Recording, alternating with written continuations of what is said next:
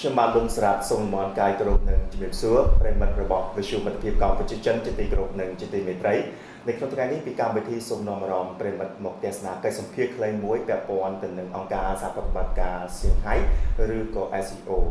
ដោយសារតែកម្ពុជាគឺជាដៃគូសន្តិនិកមួយរបស់ SCO ដូច្នេះពីកម្មវិធីថ្ងៃនេះចង់បង្ហាញថាតើកម្ពុជាចូលរួមនៅក្នុង SCO ក្នុងនាមជាដៃគូសន្តិនិកទទួលបានប្រយោជន៍អ្វីខ្លះក៏ដូចជាកិច្ចសហប្រតិបត្តិការទៅលើវិស័យអ្វីខ្លះហើយអ្វីសំខាន់នៅពេលខាងមុខនេះ SCO នឹងមានកិច្ចប្រជុំកម្ពុជាធំមួយនៅឯប្រទេសឧបេគីស្ថាន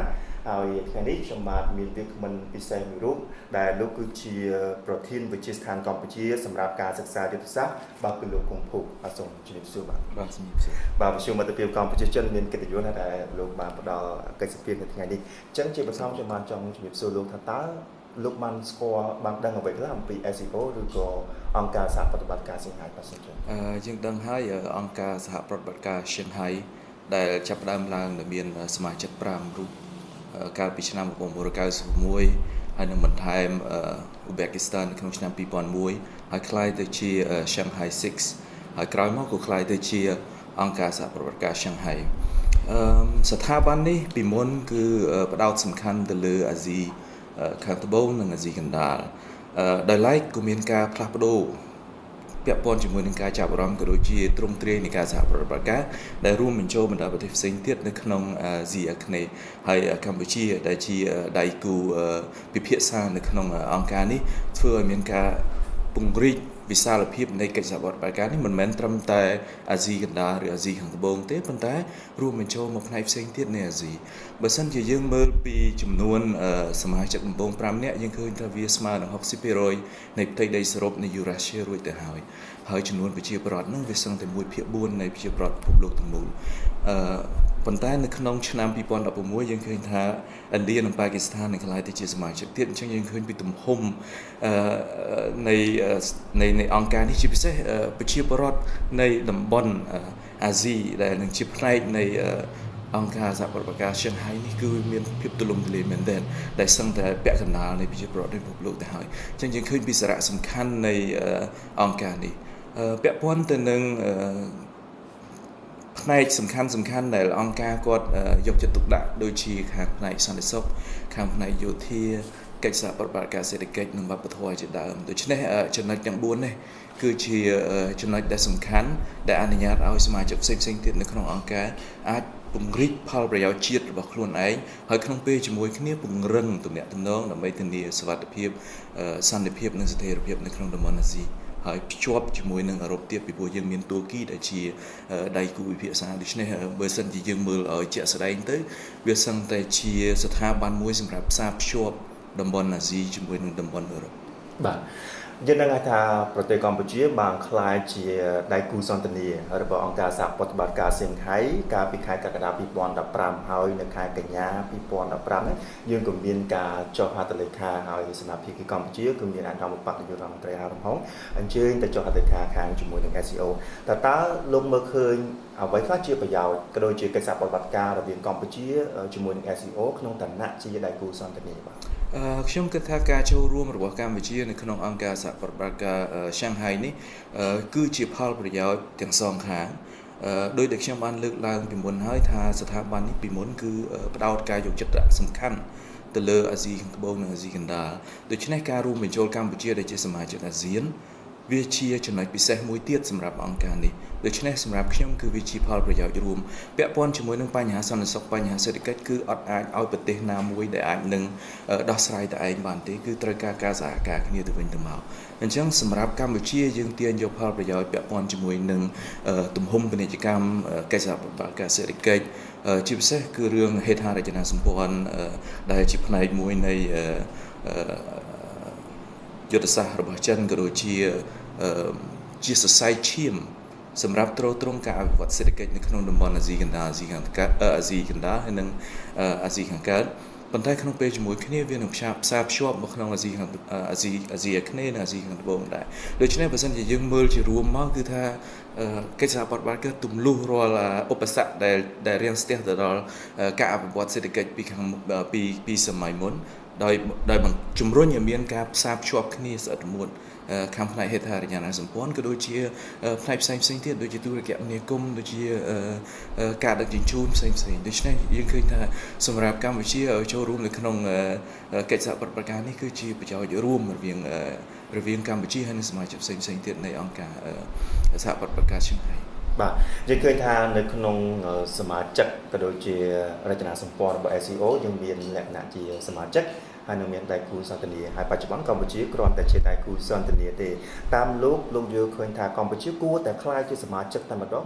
ឬក៏ចំណុចហើយបើសិនជាយើងក្លាយជាសមាជិករបស់ SCO តែម្ដងតើយើងនឹងមានប្រយោជន៍កាន់តែច្រើនជាងនេះទេឬក៏ចំណុចបាទជាធម្មតាសម្រាប់ប្រទេសដូចកម្ពុជាអ្វីដែលសំខាន់សម្រាប់យើងគឺពង្រឹងទំនាក់ទំនងជាមួយនឹងគេផ្សេងទៀតជាពិសេសជាមួយនឹងបណ្ដាប្រទេសធំអញ្ចឹងបើសិនជាយើងកលែងមើលមួយផ្លែទៅនៅក្នុងអង្គការសហប្រតិបត្តិការឈឹងហៃវាមានចិនវាមានឥណ្ឌាវាមានទូគីវាមានប៉ាគីស្ថានហើយនឹងវាមានរុស្ស៊ីហើយនឹងបណ្ដាប្រទេសផ្សេងទៀតដែលនៅក្នុងអាស៊ីកណ្ដាលដូចជាប៉ាគីស្ថានទូមេនីស្ថានទាំងអស់ហ្នឹងដូច្នេះសម្រាប់កម្ពុជាគឺជាការផ្សារភ្ជាប់ទំនាក់ទំនងសេដ្ឋកិច្ចឲ្យបានទូលំទូលាយអញ្ចឹងសម្រាប់ខ្ញុំយល់ថាវាជារឿងល្អជារឿងវិជ្ជមានសម្រាប់កម្ពុជាផ្នែកសេដ្ឋកិច្ចគឺជារឿងមួយដែលយើងទទួលស្គាល់ទាំងអស់គ្នាទំនាក់ទំនងពាណិជ្ជកម្មផ្ដល់លទ្ធភាពឲ្យកម្ពុជាដើម្បីប្រើប្រាស់ធនធានដែលអង្គការនេះមានសម្រាប់យកមកអភិវឌ្ឍសេដ្ឋកិច្ចផ្ទាល់ខ្លួនពាក់ព័ន្ធជាមួយនឹងបញ្ហាសន្តិសុខថ្មីត្បិតតែប្រទេសកម្ពុជាមិនរងការគំរាមកំហែងខាងផ្នែកភេរវកម្មឬមួយក៏ការឈ្លានពានអីដែលធ្ងន់ធ្ងរប៉ុន្តែវាជាឱកាសមួយសម្រាប់ឲ្យកម្ពុជាអាចបញ្ចេញសមត្ថភាពរបស់ខ្លួនឯងក្នុងការចូលរួមចំណែកថែរក្សាសន្តិសុខសន្តិភាពនៅក្នុងតំបន់ហើយក្នុងពេលជាមួយគ្នាគឺទាញយកនៅចំណេះដឹងបច្ចេកទេសក៏ដូចជាការសហប្រតិបត្តិការផ្សេងទៀតដើម្បីទប់ស្កាត់ឬមួយក៏លុបបំបាត់ចោលនៅការគម្រាមកំហែងសន្តិសុខដែលប្រទេសកម្ពុជាកំពុងតែប្រឈមហើយនឹងតំបន់កំពុងតែប្រឈមបាទមិញលោកមានប្រសាសន៍ថាមានប្រទេសពីរទៀតដែលនឹងក្លាយជាសមាជិករបស់ SCO នៅឆ្នាំ2016លោកបញ្ជាក់ជួយថ្មីមានឥណ្ឌាហើយនិងប៉ាគីស្ថានសង្ឃឹមថាសម្រាប់កិច្ចប្រជុំកំពូលនៅថ្ងៃទី20ជាងខាងមុខនេះគឺនឹងមានកិច្ចប្រជុំកំពូលមួយរបស់ថ្នាក់នាំ SCO ហើយលោកសង្ឃឹមថាកម្ពុជានឹងអាចថានឹងទទួលបានការសម្រេចចិត្តថានឹងក្លាយជាសមាជិកទេឬក៏យ៉ាងម៉េចបាទខ្ញុំគិតថាវាដូចខ្ញុំបានលើកឡើងការចូលរួមរបស់កម្ពុជាគឺជាប្រយោជន៍រួមហើយការសម្រេចចិត្តដែលឲ្យកម្ពុជាជាដៃគូពិភាក្សានៅក្នុងអង្គការនេះគឺជាជំហានវិជ្ជមាននៅក្នុងទិសដៅដ៏ត្រឹមត្រូវមួយហើយអញ្ចឹងជំហានបន្ទាប់គឺដើម្បីឲ្យកម្ពុជាពិនិត្យលទ្ធភាពផ្ទាល់ខ្លួនដែរហើយនឹងសិក្សាមើលពីពេលវេលាសមរម្យក៏ដូចជាពិភាក្សាដើម្បីដោះស្រាយនៅចំណុចផ្សេងគ្នារវាងកម្ពុជានិងបណ្ដាសមាជិកផ្សេងដូច្នេះយើងមើលទៅលើសមាជិកផ្សេងទៀតដែលវាត្រូវការពេលវេលាដើម្បីពួកគាត់ខ្លាយទៅជាសមាជិកពេញសិទ្ធិឧទាហរណ៍ដូចជាប៉ាគីស្ថាននិងឥណ្ឌាគាត់ធ្វើជាអ្នកអង្កេតការណ៍ហើយគាត់ទៅជាសមាជិកពេញសិទ្ធិអញ្ចឹងខ្ញុំគិតថាកម្ពុជានឹងធ្វើការផ្លាស់ប្ដូរខ្លួនឯងក្នុងនៃទំនាក់ទំនងរបស់ប្រទេសជាមួយនឹងបណ្ដាប្រទេសផ្សេងទៀតហើយនឹងអង្គការនេះគឺ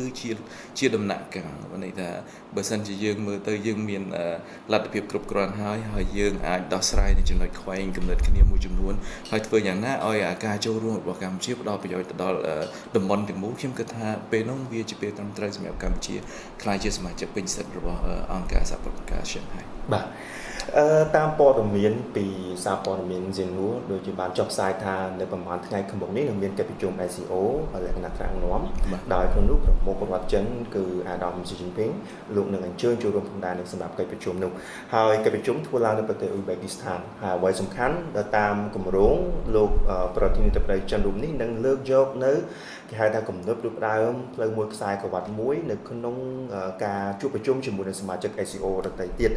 ហើយយើងដឹងហើយថាកម្ពុជាក៏ដូចជាប្រមុខរាជរដ្ឋាភិបាលកម្ពុជាតែងតែលើកឡើងពីការគាំទ្រចំពោះផ្លូវមួយខ្សែក្រវ៉ាត់មួយដែលជាគំនិតរូបដើមរបស់លោកស៊ីជីនពីងអញ្ចឹងតើលោកមើលឃើញថាប្រសិនបើជាមានការលើកឡើងនៅគំនិតបែបនេះគំនិតរូបដើមផ្លូវមួយខ្សែក្រវ៉ាត់មួយនៅក្នុងកិច្ចប្រជុំថ្នាក់នាំកម្ពុជារបស់ SCO តើនឹងមានយល់ឃើញថាមានលក្ខណៈល្អប្រសើរយ៉ាងម៉េចខ្លះបាទសូមជឿយុទ្ធសាស្ត្រផ្លូវមួយខ្សែក្រវ៉ាត់មួយដែលអាដាមស៊ីជីនពីងប្រកាសក្នុងឆ្នាំ2013គឺជាយុទ្ធសាស្ត្រមួយក្នុងគោលដៅដើម្បីជំរុញឲ្យមានការអភិវឌ្ឍសម្រាប់តំបន់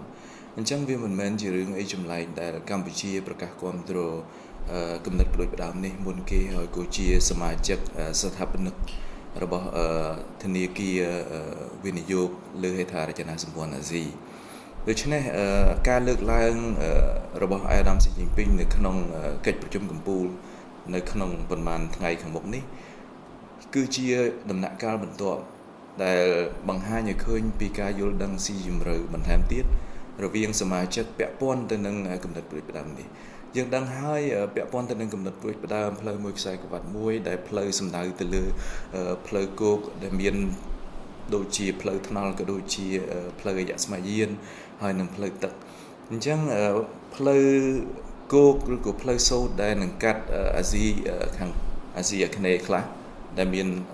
ភូមាឡាវវៀតណាមកម្ពុជាថៃហើយទៅដល់អាស៊ីខាងត្បូងអាស៊ីកណ្ដាលរួចភ្ជាប់ទៅអឺរ៉ុបដូច្នេះ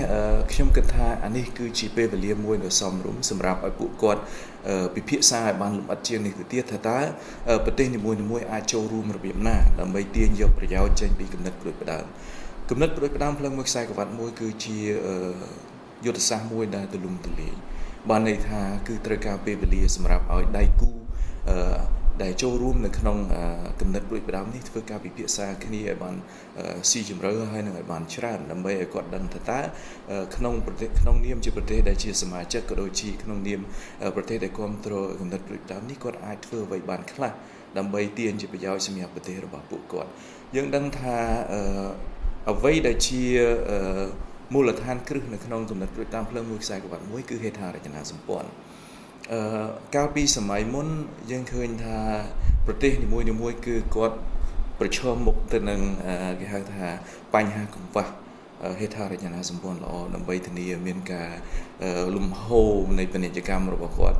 ឆ្លងពីប្រទេសមួយទៅប្រទេសមួយខ្ញុំលើកឧទាហរណ៍ដូចជាប្រទេសឡាវគាត់ពុំមានសមុទ្រអីដូចគេដូចឯងទេអញ្ចឹងគឺដើម្បីឲ្យពួកគាត់អាចនាំទំនិញចេញទៅប្រទេសផ្សេងគឺមានការលំបាកមែនទែនដូច្នេះគំនិតប្រួយផ្ដើមនេះគឺបំបែករាល់ឧបសគ្គដែលជាឧបសគ្គកាលពីមុនអញ្ចឹងឥឡូវនេះគឺយើងអត់មានបញ្ហាក្នុងការឲ្យមានលំហូរពាណិជ្ជកម្មរវាងបណ្ដាប្រទេសទាំងអស់ហ្នឹងទេដូច្នេះអាគំនិតប្រួយផ្ដើមនេះអ្វីដែលចំណុចសំខាន់មួយដែលខ្ញុំនៅតែសង្កត់ធ្ងន់គឺរឿងហេដ្ឋារចនាសម្ព័ន្ធហើយកម្ពុជាក៏ជាប្រទេសមួយដែលត្រូវការជួយពីសំណាក់ភាគីជាមិត្តផ្សេងទៀតនៅក្នុងគំនិតប្រួយផ្ដើមនេះដើម្បីឲ្យយើងអាចមានហេដ្ឋារចនាសម្ព័ន្ធមួយសមរម្យល្អហើយនឹងអាចប្រើប្រាស់បានដើម្បីជំរុញទៅដល់ការអភិវឌ្ឍសេដ្ឋកិច្ចរបស់យើងតាមពិតទៅមិនមែនបានន័យថាគំនិតប្រួយផ្ដើមនេះមិនទាន់មានការអភិវឌ្ឍចេញជារូបរាងនោះទេយើងមានការសហការរួចទៅហើយជាមួយនឹងប្រទេសចិនផ្លូវជាង 3000 គីឡូដែលយើងទទួលបានការគ្រប់គ្រងពីខាងភាគីចិនតាមរយៈការវិនិយោគឯកជនក៏ដូចជាជំនួយផ្នែករដ្ឋហើយនឹងស្ពានមួយចំនួនធំទៀតដូច្នេះជំហានបន្ទាប់គឺយើងត្រូវមើលឲ្យផុតពីការវិនិយោគទៅលើតែហេដ្ឋារចនាសម្ព័ន្ធដូចជាផ្លូវថ្នល់ប៉ុន្តែមកដល់ខាងផ្នែកយុទ្ធសាស្ត្រផ្សេងទៀតឧទាហរណ៍ដូចជាធម្មពលដូចជាទូរគមនាគមន៍ជាដើមដែលទាំងអស់នេះគឺគាត់ដើរតួនាទីសំខាន់ណាស់ដើម្បីទ្រទ្រង់ការអភិវឌ្ឍសេដ្ឋកិច្ចសម្រាប់ប្រទេសមួយជាពិសេសប្រទេសដែលកំពុងអភិវឌ្ឍដូចប្រទេសកម្ពុជាដែលយើងប្រឈមមុខទៅនឹងកង្វះខាតហិរញ្ញវត្ថុយើងដឹងហើយនៅក្នុងគំនិតប្រួយផ្ដើមផ្លូវមួយខ្សែក្រវ៉ាត់មួយគឺវាមានច្រើនផ្នែកប៉ុន្តែយើងអាចសរុបជារួមមកគឺមានការសហការគ្នាទៅលើផ្នែកពាណិជ្ជកម្មខាងផ្នែកវិនិយោគទុនទៅលើហេដ្ឋារចនាសម្ព័ន្ធខាងផ្នែកហិរញ្ញវត្ថុខាងផ្នែកវប្បធម៌ជាដើមដូច្នេះអ្វីដែលជាជំហានបន្ទាប់សម្រាប់បណ្ដាប្រទេសដែលគាត់នឹងចូលរួមចំណែកនៅក្នុងគំនិតប្រួយផ្ដើមផ្លូវមួយខ្សែក្រវ៉ាត់មួយនេះគឺជំរុញឲ្យមានការអនុវត្តគ្រប់ជ្រុងជ្រោយមិនមែនត្រឹមតែលើផ្នែកវិនិយោគទុនទៅលើហេដ្ឋារចនាសម្ព័ន្ធទេប៉ុន្តែជំរុញឲ្យមានពាណិជ្ជកម្មរវាងបណ្ដាប្រទេសដែលនៅតាមដងផ្លូវសូត្រទាំងអស់នេះឲ្យមានកម្រិតខ្ពស់ជាងនេះទៅទៀតហើយនឹងជំរុញឲ្យមានការយល់គ្នាឲ្យបានច្រើនរវាងមនុស្សពីព្រោះការយល់គ្នារវាងមនុស្សវាក៏ជំរុញឲ្យមានការធានាទៅលើសន្តិសុខសន្តិភាពនៅក្នុងតំបន់ដែរកម្ពុជាគឺយើងពឹងផ្អែកទៅលើវិស័យទេសចរមួយដែរ ដើម្បីត្រត្រង់ទៅលើការវិវត្តសេដ្ឋកិច្ចរបស់យើងដូច្នេះការយល់ដឹងពីវប្បធម៌អរិយធម៌និងប្រជាពលរដ្ឋកម្ពុជាគឺអាចជំរុញឲ្យមានការគ្រប់គ្រងទៅលើផ្នែកទេសចរដែរអានេះគឺជាចំណុចសំខាន់សម្រាប់កម្ពុជាដើម្បីទាញយកផលប្រយោជន៍ចេញពីកម្រិតផ្លូវមួយខ្សែក្បាត់មួយដោយខ្ញុំបានលើកឡើងពីដំបូងសម្រាប់ប្រទេសដែលតូចដូចកម្ពុជាអ្វីដែលសំខាន់សម្រាប់យើងគឺទំនាក់ទំនងរឹងមាំជាមួយនឹងបណ្ដាប្រទេសទាំងអស់ជាពិសេសជាមួយនឹងបណ្ដាប្រទេសដែលជាមហាអំណាចបាទពាក់ព័ន្ធទៅនឹងគំនិតផ្ដើមផ្លូវមួយខ្សែក្បាត់មួយនេះខ្ញុំអាចចង់សួរសំណួរពីរប៉ុន្តែភ្ជាប់តែមួយតែម្ដងសំណួរដំបូងខ្ញុំអាចចង់ដឹងថាតើមកដល់ពេលនេះកម្ពុជានៅក្នុងឋានៈអ្វីជាមួយនឹងគំនិតផ្ដើមនេះហើយតើកម្ពុជាមានការជួបផលលំបាកអ្វីទេក៏ដូចជាអ្វីជាឧបសគ្គព្រោះថាភាពរីកចម្រើនក៏វាអាចនឹងមានបញ្ហាខ្លះៗដែរសម្រាប់ការអភិវឌ្ឍផ្សេងៗជាពិសេសប្រព័ន្ធហេដ្ឋារចនាសម្ព័ន្ធអញ្ចឹងតើកម្ពុជាមានឧបសគ្គអ្វីទេក្នុងការចូលរួមជាមួយនឹងឋានៈជាមួយនឹងគំនិតផ្ដើមផ្លូវមួយខ្សែក្បាត់មួយបាទក្នុងនាមជាប្រទេសមួយដែលមានទំនាក់ទំនងល្អជាមួយនឹងប្រទេសចិនខ្ញុំគិតថាកម្ពុជាចង់ដើរតួនាទីឲ្យបានសំខាន់ជាងគ្រាន់តែចូលរួមចំណែកក្នុងគំនិតផ្ដើមនេះដូចជាសមាជិកផ្សេងដូច្នេះពីគោលជំហររបស់ប្រទេសកម្ពុជាខ្ញុំគិតថា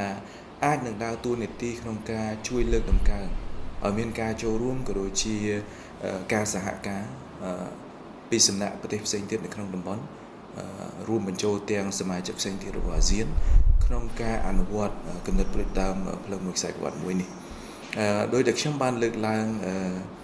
ការសហការទាំងឡាយណាដែលនៅក្នុងក្របខ័ណ្ឌក្នុងការពង្រីកទំនាក់ទំនងពាណិជ្ជកម្មគឺសិតតែផ្ដល់ប្រយោជន៍ទៅដល់តំបន់ទាំងអស់ដូច្នេះខ្ញុំគិតថាវាជារឿងមួយដែលផ្ដល់ប្រយោជន៍រួមសម្រាប់ឲ្យប្រទេសផ្សេងៗទៀតចូលរួមចំណែកដែរដូច្នេះខ្ញុំមើលឃើញតួនាទីរបស់កម្ពុជាក្នុងការដឹកនាំឲ្យមានគេហៅថាការចូលរួមបន្ថែមទៀតហើយនឹងការសហការបន្ថែមទៀតលើការអនុវត្តផ្លូវមួយខ្សែក្បាត់មួយនេះពាក់ព័ន្ធជាមួយនឹងបញ្ហាប្រឈមយើងដឹងស្រាប់ហើយដូចខ្ញុំបានលើកឡើងអំបញ្ញមិញដែរគំនិតផ្ដាំផ្លូវមួយខ្សែក្បាត់មួយគឺជាយុទ្ធសាស្ត្រទូលំទូលាយ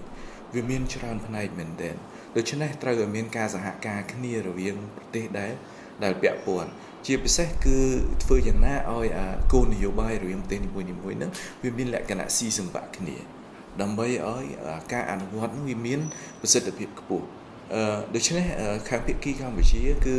ត្រូវការស្វែងយល់ជាមួយនឹងភាគីចិនដែលជាអ្នកផ្ដួចផ្ដើមគំនិតនេះឡើងដើម្បីស្វែងរកថាតើអ្វីទៅជាកត្តាយុទ្ធសាស្ត្រសម្រាប់ឲ្យកម្ពុជាអាចចូលរួមឲ្យបានពេញលេញអាចទាញយកផលប្រយោជន៍ឲ្យបានពេញលេញចេញពីគំនិតផ្ដួចផ្ដើមផ្លូវមួយខ្សែក្បាត់មួយដូចខ្ញុំបានលើកឡើងថាយើងមានការសហការគ្នារួចទៅហើយពាក់ព័ន្ធជាមួយនឹងការវិនិយោគទុនទៅលើខាងហេដ្ឋារចនាសម្ព័ន្ធប៉ុន្តែបញ្ហាដែលយើងត្រូវគិតបន្ទាប់ថាតើហេដ្ឋារចនាសម្ព័ន្ធនៅក្នុងកម្រិតណាដែលយើងត្រូវការប្រភេទណាដែលយើងត្រូវការពីព្រោះទោះបីជាគំនិតផ្ដាំនេះនឹងផ្ដល់ជាហិរញ្ញប្បទានសម្រាប់ប្រទេសដែលចូលរួមចំណែកនៅក្នុងគំនិតផ្ដាំនេះក៏ដោយប៉ុន្តែមិនមែនបានន័យថាវាមិនមានកម្រិតនោះទេដូច្នេះអ្វីដែលយើងត្រូវគិតគូរមែនទែនថាតើយើងប្រើធនធានដែលមានសម្រាប់បណ្ដាប្រទេសដែលចូលរួមនៅក្នុងគំនិតផ្ដាំនេះឲ្យមានប្រសិទ្ធភាពបំផុតដោយវិធីណាពាក់ព័ន្ធជាមួយនឹងការវិនិយោគទៅលើវិស័យហេដ្ឋារចនាសម្ព័ន្ធតើផ្លូវណាយើងធ្វើមុនតើស្ពានណាយើងធ្វើមុនពាក់ព័ន្ធជាមួយនឹងវិស័យធម្មពលប្រើដោយធម្មពលទឹកឬមួយក៏ដោយម៉ាស៊ីនឬមួយក៏របៀបម៉េចអញ្ចឹងវាត្រូវការសិក្សាជាមួយគ្នារវាងប្រទេសដែលជាប់ពាក់ព័ន្ធជាពិសេសរវាងកម្ពុជាជាមួយចិនតែម្ដងថាតើយើងអាចធ្វើអ្វីខ្លះដែលដោយប្រើប្រាស់ធនធានដែលមានកំណត់ប៉ុណ្ណឹងដើម្បីជំរុញឲ្យមានការអភិវឌ្ឍមួយដែលមានស្ថិរភាពហើយនិងប្រសិទ្ធភាពខ្ពស់បំផុតសម្រាប់កម្ពុជាខ្ញុំគិតថាកន្លែងនេះគឺជារឿងមួយដែលរដ្ឋាភិបាលនឹងត្រូវយកទៅដាក់ជាពិសេសគឺការពង្រឹងសមត្ថភាពរបស់ក្រុមគោលនយោបាយរបស់យើងធ្វើម៉េចឲ្យពួកគាត់អាចរៀបចំជាគោលនយោបាយរួមមិនមែនគោលនយោបាយដាច់ដライពីគ្នា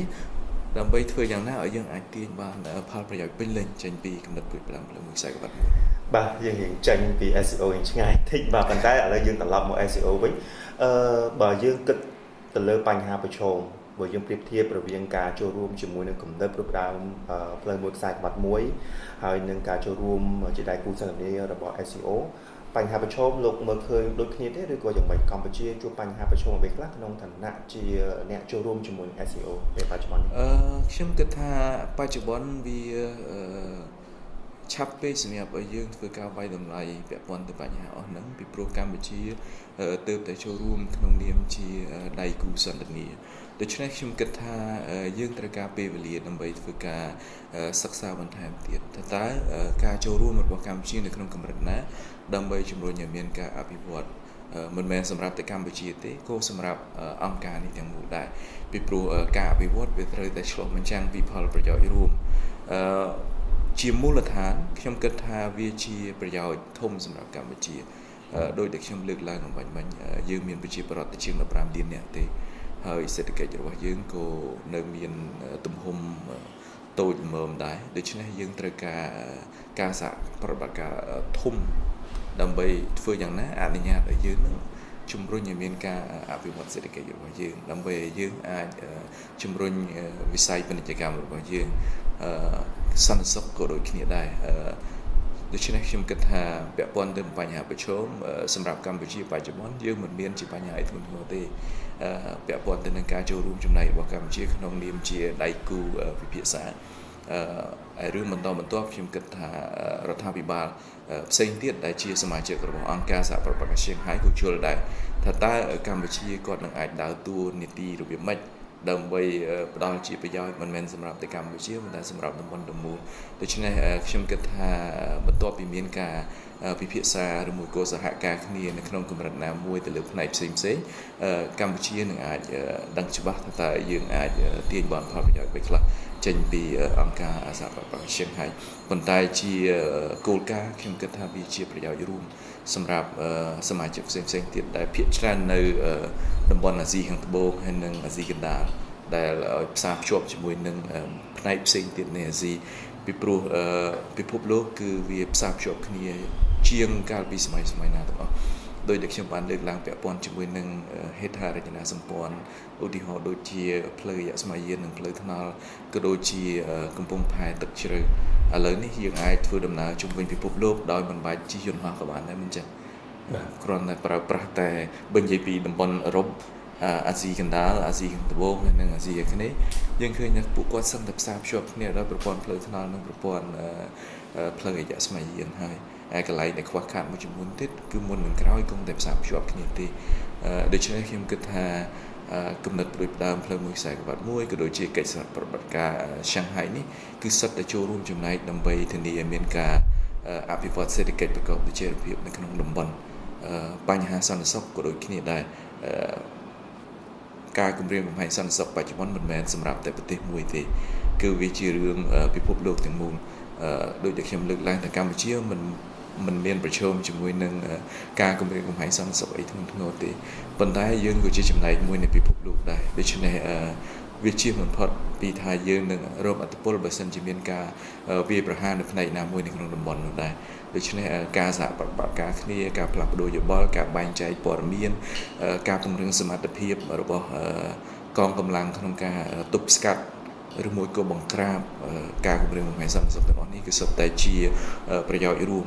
ព្រោះវានាំទៅដល់ស្ថិរភាពនិងសន្តិភាពនៅក្នុងតំបន់បាទអរគុណសំណួរចុងក្រោយខ្ញុំបាទចង់ឲ្យលោករំពឹងទុកវិញព្រោះថានៅប្រហែលថ្ងៃកន្លងនេះនឹងមានកិច្ចប្រជុំកំពូលរបស់ SEO លោករំពឹងទុកថានឹងមានអ្វីថ្មីហើយជាពិសេសពាក់ព័ន្ធទៅនឹងកម្ពុជាយើងផ្ទាល់តែម្ដងបាទសូមជម្រាបខ្ញុំរំពឹងថាកម្ពុជានឹងមានតួនាទីសំខាន់មួយក្នុងការចូលរួមចំណែកពង្រឹងអង្គការសហប្រតិបត្តិការ Shanghai នេះហើយនឹងការពិភាក្សាស៊ីជម្រៅពាក់ព័ន្ធទៅនឹងការអនុវត្តយុទ្ធសាស្ត្រផ្លូវមួយខ្សែក្បាត់មួយហើយកម្ពុជានឹងអាចដើរតួនាទីយ៉ាងណាដើម្បីដឹកនាំយ៉ាងហោចណាស់ក៏នៅក្នុងតំបន់ដែរបើមិនតំបន់អាស៊ានក៏តំបន់ទន្លេមេគង្គដែរថាតើយើងអាចធ្វើអីខ្លះក្នុងការជំរុញឲ្យមានការសហប្រតិបត្តិការនេះមិនមែនតែកម្ពុជាទាញយកផលប្រយោជន៍ចេញពីយុទ្ធសាស្ត្រផ្លូវមួយខ្សែក្បាត់មួយទេប៉ុន្តែតើកម្ពុជាអាចជាអ្នកនាំមុខគេក្នុងការជំរុញឲ្យមានការអនុវត្តប្រកបដោយប្រសិទ្ធភាពនៅយុទ្ធសាស្ត្រផ្លូវមួយខ្សែក្បាត់មួយនេះដូច្នេះខ្ញុំសង្ឃឹមថាបន្ទាប់ពីកិច្ចប្រជុំកំពូលនេះ ហើយនឹងកិច្ចប្រជុំផ្សេងទៀតដែលនឹងកើតមានឡើងស្របពេលជាមួយនឹងកិច្ចប្រជុំកំពូលជាពិសេសគឺកិច្ចប្រជុំរវាងអ្នកបច្ចេកទេសនិងអាចឈានទៅដល់ការយល់ដឹងក៏ដូចជាផ្ដល់ព័ត៌មានបានស៊ីជម្រៅទៅលើថាតើយុទ្ធសាស្ត្រផ្លូវមួយខ្សែក្បាត់មួយនេះវាវិវត្តដល់ណាហើយអ្វីទៅដែលជាកត្តាសំខាន់សម្រាប់បណ្ដាប្រទេសដែលគាត់គ្រប់គ្រងឬមួយក៏សហការរួចហើយជាមួយនឹងបណ្ដាប្រទេសផ្សេងទៀតនៅតាមដងផ្លូវសូត្រក្នុងការអនុវត្តយុទ្ធសាស្ត្រផ្លូវមួយខ្សែក្បាត់មួយនេះបាទសូមអរគុណច្រើនសម្រាប់ការផ្ដល់ពេលវេលាដ៏មានតម្លៃចូលរួមប្រកបកិច្ចសម្ភារសម្រាប់វិទ្យុមិត្តភាពកម្ពុជាចិនហើយក៏សូមគ្រូជូនពរសូមឲ្យលោកកាន់តែជោគជ័យបន្ថែមទៀតនៅក្នុងវិទ្យាស្ថានរបស់លោកផ្ទាល់បាទសូមអរគុណប្រិមត្តវិទ្យុមិត្តភាពកម្ពុជាចិនជាទីគោរពនិងជាទីមេត្រីលោករនាងទើបតែបានទស្សនាកិច្ចសម្ភារពិសេសមួយរវាងខ្ញុំបាទជាមួយនឹងលោកគង់ភពដែលលោកគឺជាប្រធានវិទ្យាស្ថានកម្ពុជាដើម្បីការសិក្សាយុទ្ធសាស្ត្រពាក់ព័ន្ធទៅនឹងអង្គការសហប្រតិបត្តិការឈៀងហៃឬក៏ SCO ហើយកម្ពុជាក៏ជាដៃគូសន្ទនារបស់ SCO ផងដែរសូមអរគុណសម្រាប់ប្រិមត្តដែលបានតាមដានទស្សនាកិច្ចសម្ភារនេះខ្ញុំសូមអរគុណសូមគោរពលា